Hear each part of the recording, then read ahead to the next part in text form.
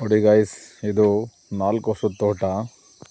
ಯಾವ ಥರ ಒಂಬಳೆ ಹೊಡೆದಿದೆ ನೋಡಿ, ಯಾವ ಥರ ಕಾಯಿ ಇದೆ ನಮ್ಮದ್ರಲ್ಲಿ. ಚೆನ್ನಾಗಿದೆಯಾ ನೋಡಿ.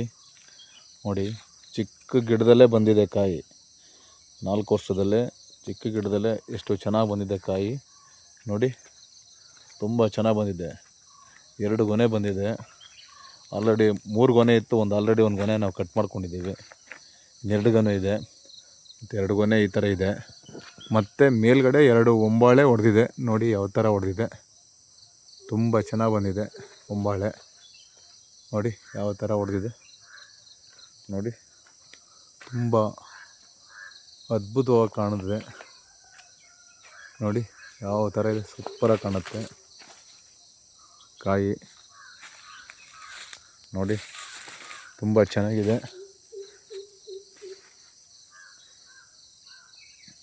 ನೋಡಿ. ಇದು ನಮ್ಮ ತೋಟ. ಇದು 4 ವರ್ಷ ಕರೆಕ್ಟಾಗಿ 4 ವರ್ಷಕ್ಕೆ ಈ ಥರ ಇದೆ ನಮ್ಮ ತೋಟ ನೋಡಿ. ಈ ಬಿಸಿಲು ಅಂದ್ಬಿಟ್ಟು ಇವಾಗ ಸುಣ್ಣ ಹೊಡೆದಿದ್ದೀವಿ.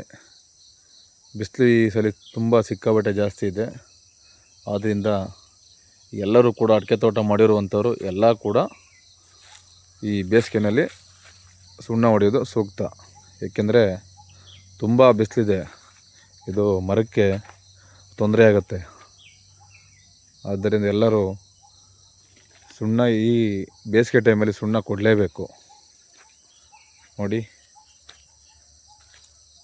ಯಾವ ಥರ ಇದೆ ತೋಟ, ಯಾವ ಥರ ಒಂಬಳೆ ನಿಂತಿದೆ ನೋಡಿ. ಗಿಡದಿಂದ ಗಿಡಕ್ಕೆ 8 ಅಡಿ ನಾವು ಸಾಲು ಮಾಡಿ 4 ವರ್ಷದಲ್ಲಿ ತೋಟ ಮಾಡಿದ್ವಿ. ತೋಟ ಈ ಥರ ಬಂದಿದೆ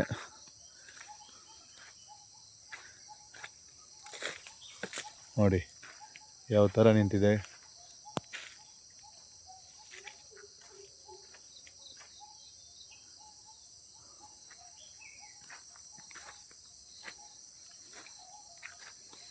ಇದರಲ್ಲಿ 1.5 ಎಕರೆ ಇದು. 1.5 ಎಕರೆಗೆ ಒಂದು 900 ಗಿಡ ಇದೆ ಇಲ್ಲಿ. 900 ಗಿಡಗಳು ನೋಡಿ. ನೋಡಿ ಕಾಯಿಗಳು ಯಾವ ಥರ ಬಂದಿದೆ, ಒಂಬಳೆ ಯಾವ ಥರ ಹೊಡೆದಿದೆ. ಇದು